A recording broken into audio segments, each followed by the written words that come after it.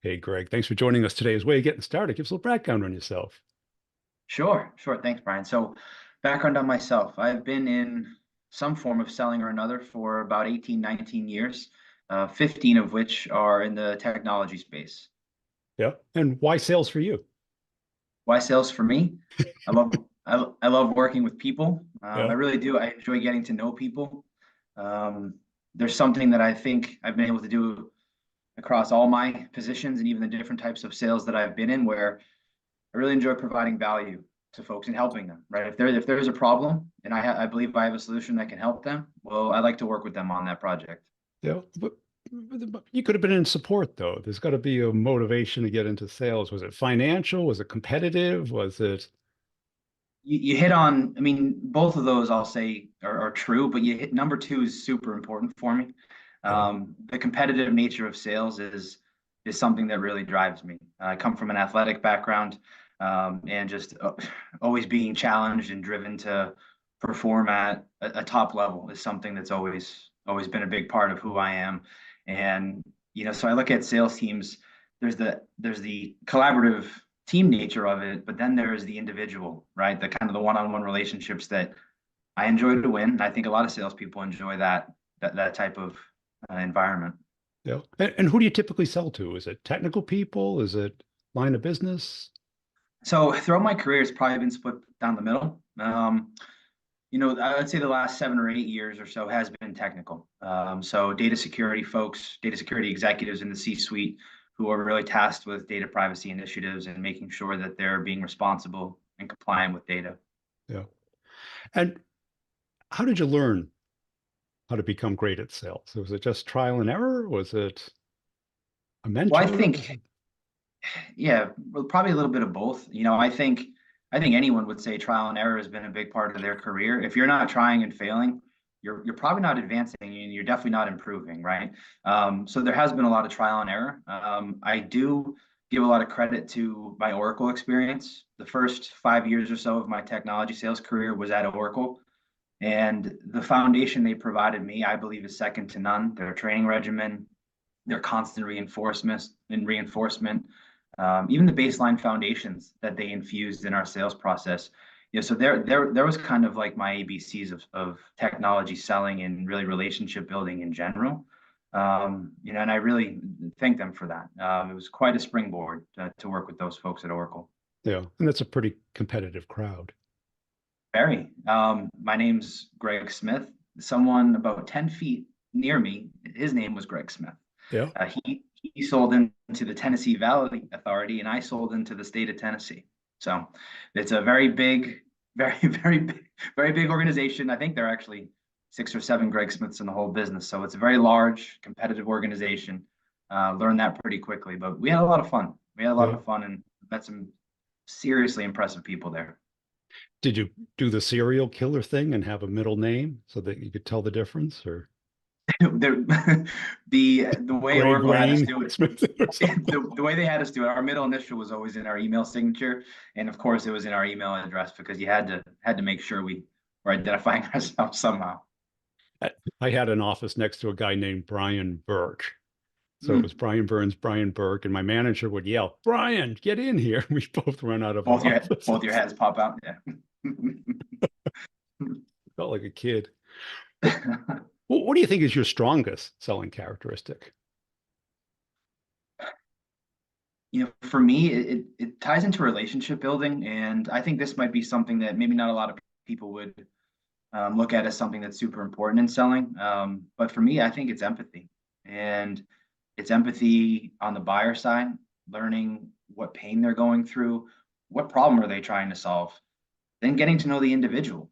Whether he or she is their job on the line to find a solution. Are they trying to earn a promotion? I love learning all the nitty gritty details about the people I'm working with, what's driving the project. For me, that's massive. Yeah. And a lot of reps don't get to that point. Yeah, and I'd argue that maybe a lot of them aren't coached enough to Right. to learn that it's okay to show a little empathy. And I think if you're providing value throughout the process and you're also truly getting to know the people you're selling to, and by the way, not everyone wants to lets you get in super close and really get to know them, and that's okay. And it's all about getting to know people and what they're going through and how they like to be communicated with, in my opinion, right? We all have different communication styles. Um, but empathy doesn't mean you have to get to know them on a super personal level. It could just be Business. professional, Yeah. right? Business. I also think um, you know, as a sales leader, I think showing empathy towards your team is very important, and that's been something that's been a big part of the teams that I've been fortunate to run. I like to get to know the folks on my team, whether it's professionally or personally, maybe some things they're going through, what got them into sales, what's driving them. Is there something going on in their personal life where they might need a quick timeout? I mean, all of those things. And again, I'm a big believer in folks will let you know how they want to be communicated with. But for me, I think empathy and understanding is a big part of what I do.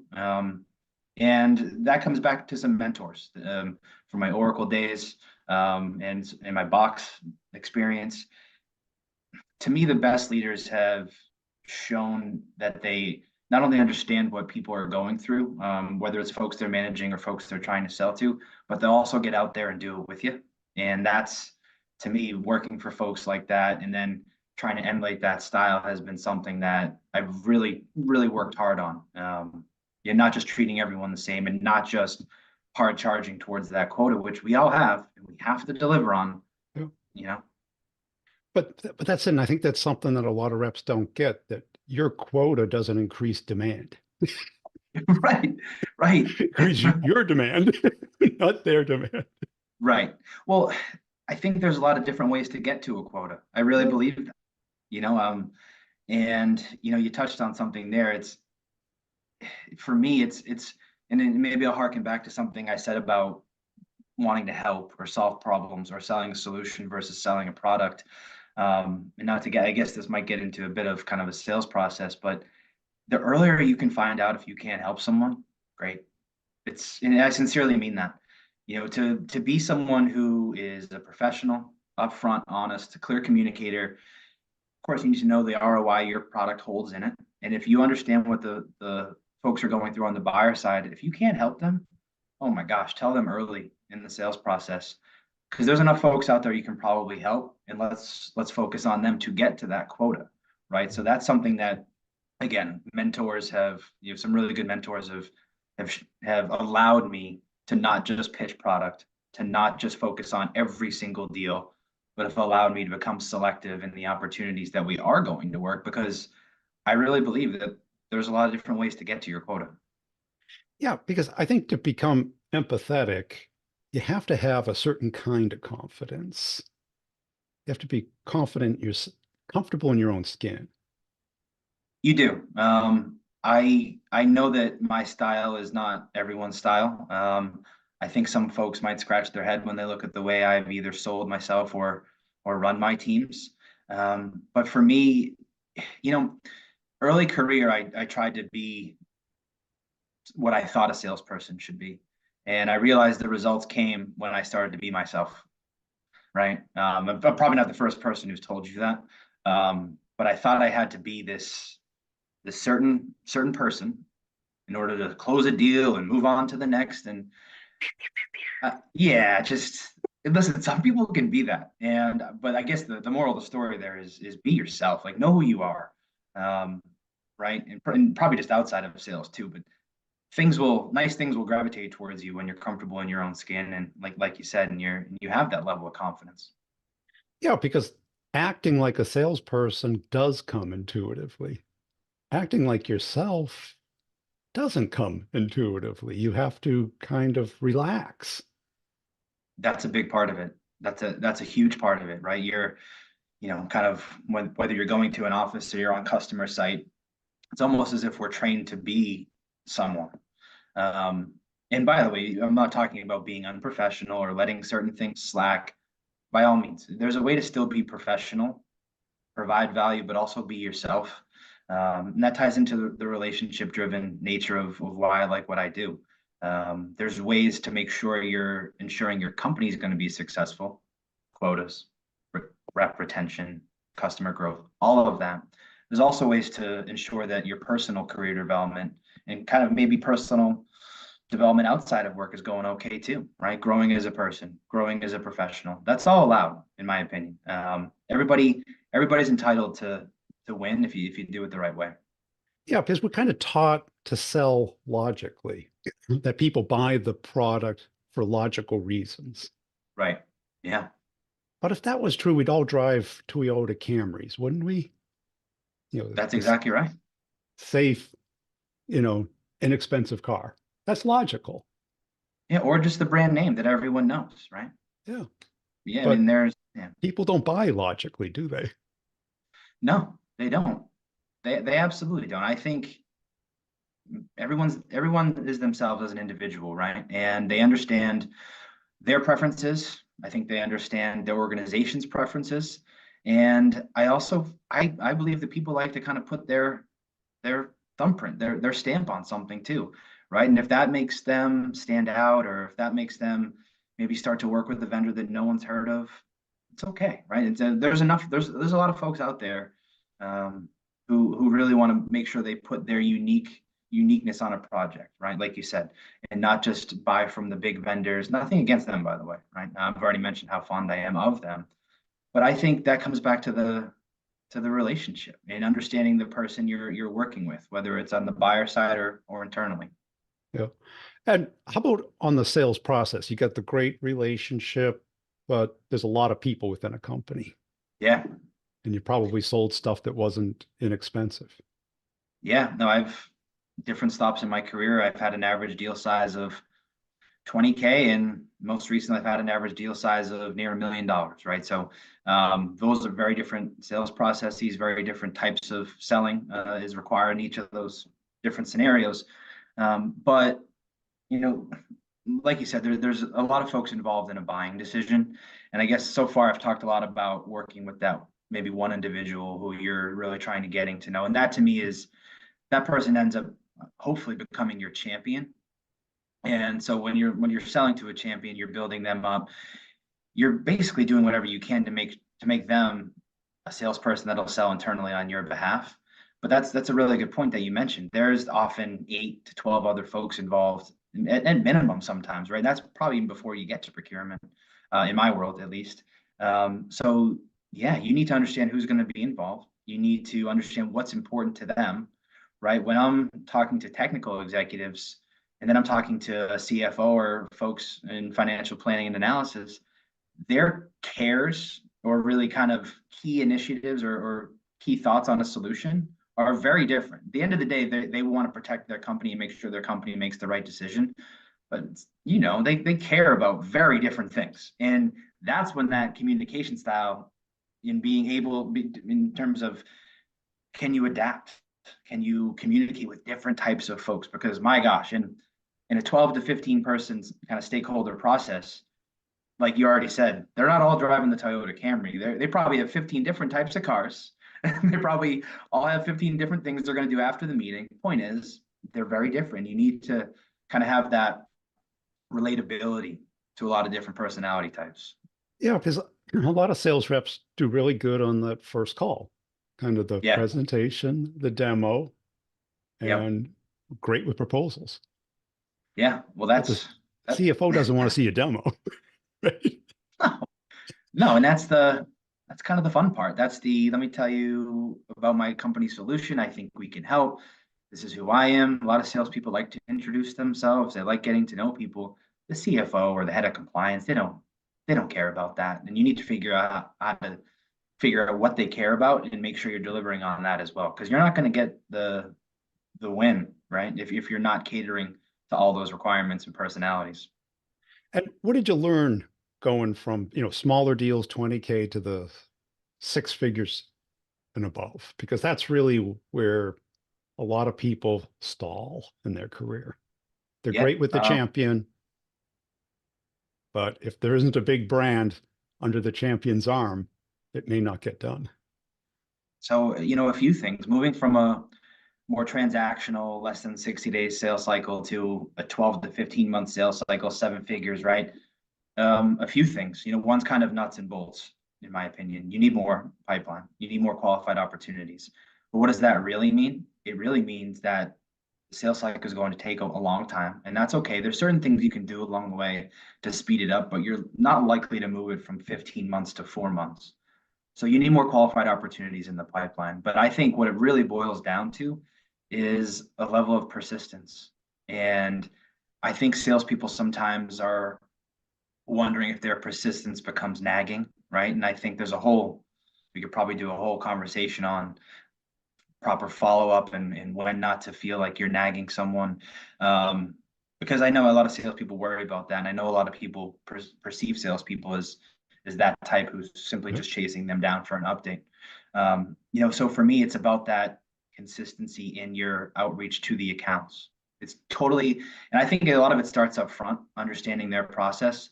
If I know my process is generally 12 to 15 months, well, let me see if the prospect has anything to say about that.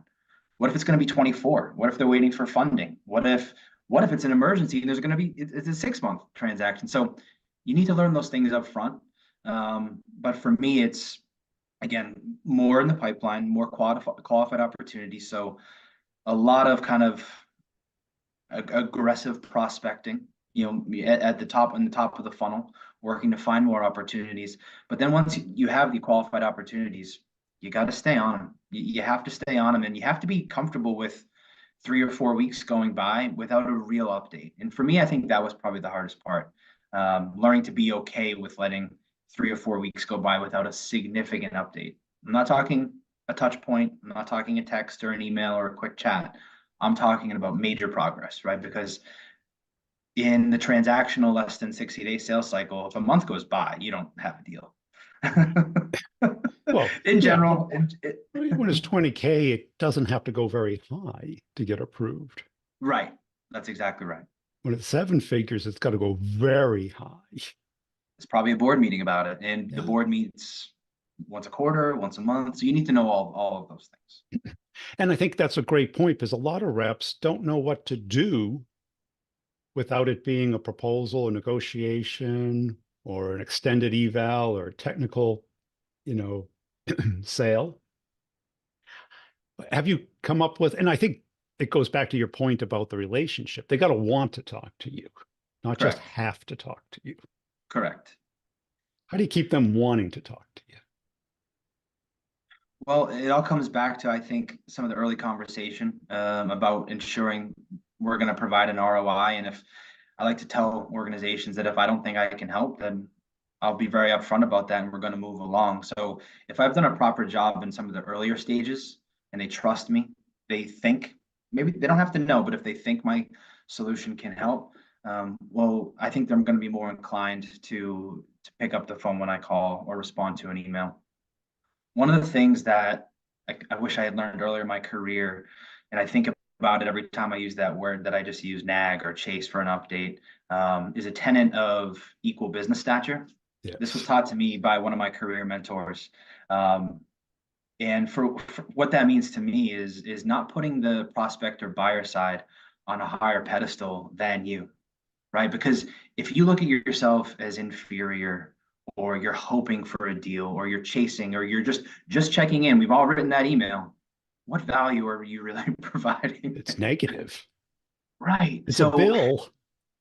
right. And this is something that I was uncomfortable with it at first because I always thought the salesperson was down here and we're hopeful for a deal and we're going to chase that buyer.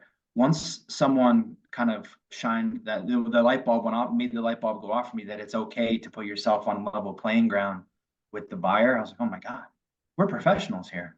I'm going to communicate what I do, how I'm going to do it. And then the buyer is going to say the same thing. And next thing you know, we're two professionals working on a project together. I'm not the sales guy and he or she's not the buyer. We're trying to work on a project together. Right. So for me, if my outreach or communication is providing value and it's on the same playing level throughout, I think they're going to be more inclined to respond. I really do, and that's a big one for me is getting on the same plane as the buying side. Because if you don't, you're really servicing the deal. You're not leading the deal. Well, if you're just servicing a deal, you're going away from value selling. You're going away from that trusted advisor, which in my opinion, and you probably picked that up based on my style, being the trusted advisor is where you want to land, in my opinion, as a salesperson. It doesn't mean you're going to win every deal. That's not what I'm saying. I don't win every deal I'm in. But if folks look at you as a knowledgeable professional whose job is to bring a solution to an organization that looks like theirs, they're going to trust you. They're going to trust you. And again, there might be a reason why you don't win the deal later down the road. But if folks trust you and you're providing them value and you're educating them in the space, they're going to want to meet with you, or they're at least going to understand why you're reaching out and that you're not just chasing them for an update. Yeah. And you'll hear what is closer to the truth versus, Yeah. just putting you on the back burner to waste your Oh, time. yeah. We're going to have an internal debrief and get back to you, right? Yeah. Yeah. Oh, it's in Yeah. procurement. Yeah. I'll go check with procurement, and their organization's 20,000 people and they've never met the people in procurement. And yeah, so we've all got that one. And now, we talked about the trust. Now, the trusted advisor thing, I think it's a little bit wishful thinking in a lot of cases because the trust I see, Yep. but they know the advice is a Right. little self-serving. How do you keep it so that they believe you? I think I think it's incumbent on good salespeople to articulate the competitive landscape. And I think if you're very honest about where your company or solution sits, whether it's in a magic quadrant or if you're a lesser known solution or brand and there's no quadrant, it's up to you to educate them on the other providers in the space. And no company's perfect, no solution's perfect. And if you're able to show folks where you're strong, where maybe you're not strong, I think that goes a long way, right? Because how many salespeople like to talk about where their company or product may have a shortcoming?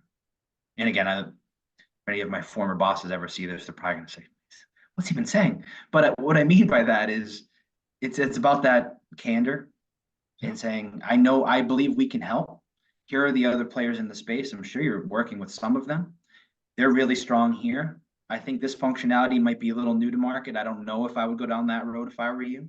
And here's where we're super strong. Oh, by the way, here we're kind of middle of the road. But it's a tactic that's worked for me, and I've always had a very tight relationship with my product marketing folks. We would build assets if they didn't already exist that would be able to articulate kind of where we stood in the competitive landscape. And for me, again, that's that kind of advisory or educational piece that I like to provide folks on the buying side. It's designed to earn trust. And again, if as a seller, if your solution can really help, it really bolsters that argument. Because in B2B, they're going to figure it out, Right. right? They don't just walk down to procurement after the presentation and say, get me four, right? There's an evaluation, there's reference calls. You can't hide anything. Right. No, they're going to work with consultants. They're going to do their own research. It's like any communication. If they're like, why hope something kind of why try to avoid something that's eventually going to become uncovered anyway, right? Lay your cards on the table, right? Again, they have plenty of smart people on their side of the house that are absolutely going to figure out whether you're overpriced, underpriced, whether your solution really works, whether it doesn't, whether your deployment times that you promised are real or not. There's so many resources out there for folks to actually get to the truth. Why not surface it yourself and kind of earn that trust and help the people on the buying side, right? Help them, save them time. Right, because when you put it on the table, you can talk it through. Correct. If you handle it like an objection, they might believe you, they may not, but the competitor's doing the same thing. Yeah, well, the good ones, yeah, for sure. I mean, and I think as a salesperson, whether it's true or not, you have to believe that there's a very good salesperson at your competitor working against you. Again, it's not always the case, but that's a mindset. Then maybe that's my competitive or athletic background coming out. But I always envision these scenarios, and I just kind of envision this man or woman selling against me that is so good. And they're doing the same thing. and they're up at night after their kids go in bed and they're putting together this presentation that's going to give them a leg up. Well, you know what? I'm going to do that too, right? That's the kind of mentality I'd like to get in. And this is a big difference between B2C and B2B is that it's not those talking points that win the deal. It's that journey you take them on that wins the deal. Yeah, Showing them the implications of not buying your product, getting them used to it, emotionally attached to it, right. teaching them how to integrate it and get it done administratively and financially and legally Yeah, within the company.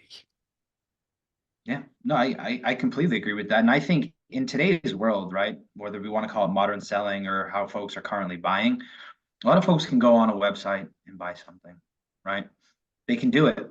They can absolutely do it. And I'm not saying they can go spend $1 million and download and purchase the product and there's no need for enterprise salespeople. That's not what I'm saying at all. I think a lot vendors now are evaluating the sales process as a reflection on the company itself, not just the product. Because I think they do. There's so much literature and content out there where they already know a lot about your product before they speak with you.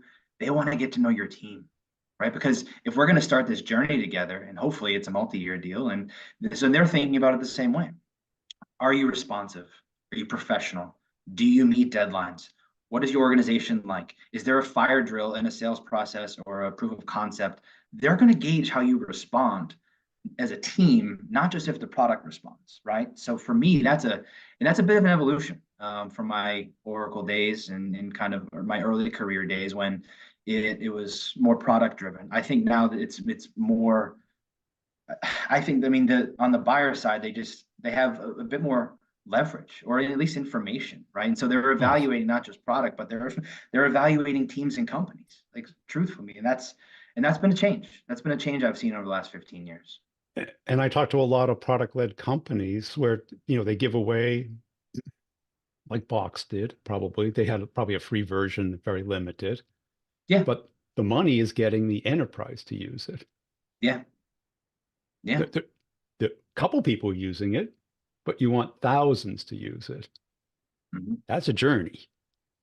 That is a journey. And there's something to be said about even if it's a free account, or say you're a sales rep where there's an account where there's 80 free users and they don't have any paid licenses. There's something to be said about how you treat that account, right? And if you can treat them just as you would treat the account that's already paying you 6, 7 figures, that's what they care a lot about that. And I think that takes a lot of discipline as a salesperson, by the way, because now you're not just chasing the money. You're not just farming. Now you're getting to that hunting, creative, strategic mode that a lot of us like to get into. It's like, great, I know my A, B, C accounts already. Then I have all these maybe D's and E's. I like to segment my accounts and my can you tell? I'm like, well, I already know that the A's and B's will do this, and my if my quota's 5 million, then the A's and B's will get me to 2.5, maybe 3. But how am I gonna now? What's my gap to goal? And then I think it's about looking at those accounts that are pretty green, but where there's a little activity, and they're going to measure from day one how you treat them. If you just reach out to them to try to convert them, right? We've all seen that. We've all gotten those emails. Oh, you're a free user of X. Did you even know that? Would you be interested in setting up a meeting?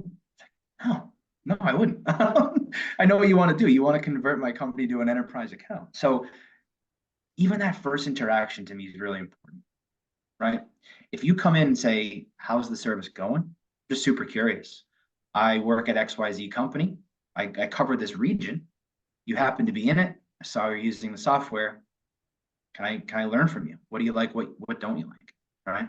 And that's an ideal scenario. But if you come in that way versus do you have time for a conversation to learn more about the product? It's like, wait, now you're pushing, right? You're not pulling. Yeah, and you're thinking like a client is thinking. Yeah. Yep. And what do you wish you learned when you first got into sales that you know today? That's, a lot. One of the big ones is that equal or mutual business stature. Um, but maybe let's kind of take like a sub bullet on that overarching theme. It's okay to tell a prospect no, that you're not a good fit. Yeah. And I'm sure you've heard folks say that to you. I'm sure you've after thorough qualification, I'm sure you've walked away from deals. But as an early career salesperson, oh my gosh, that's like the last thing you ever think you should do. It's probably the last thing you will do, right? Because you don't have that experience, you don't have that confidence, It's- because all you're worried about is your quota, your activity, what your manager's going to think, what his manager is going to think, what her manager, like you just up level it. I know all the scenarios, and you become almost kind of paralyzed by just the deal itself. And you don't realize that there were signals early on in the deal where they were never going to buy from you. You just missed them, right? Or even worse, you might have known a month or two into the engagement that they're probably not a fit, and then you just get into the cycle of hope and oh, despair. yeah. You never know. So for me, it's no trust your gut. And what I mean by that is if you've built the right relationship, if you're that value-added consultative salesperson and you're listening to the pain points on the buyer side and you're saying, "Ah, I don't know if I can completely help here. Maybe a little bit, but I don't know. I don't know." Yeah, If you feel that as a salesperson, salespeople listening to this will know what that actual of physical course. feeling feels like. Tell them you don't think they're a fit. And that can go a few different ways too, right? They can say, "Thank you so much for your candor. We appreciate the directness. Can you elaborate?" Or next thing you know, they could come up with a scenario where maybe they just want to change the project a little bit. All right. They could also say, "Great, thank you so much. You just saved us 9 months." Hang up the phone. But you know what?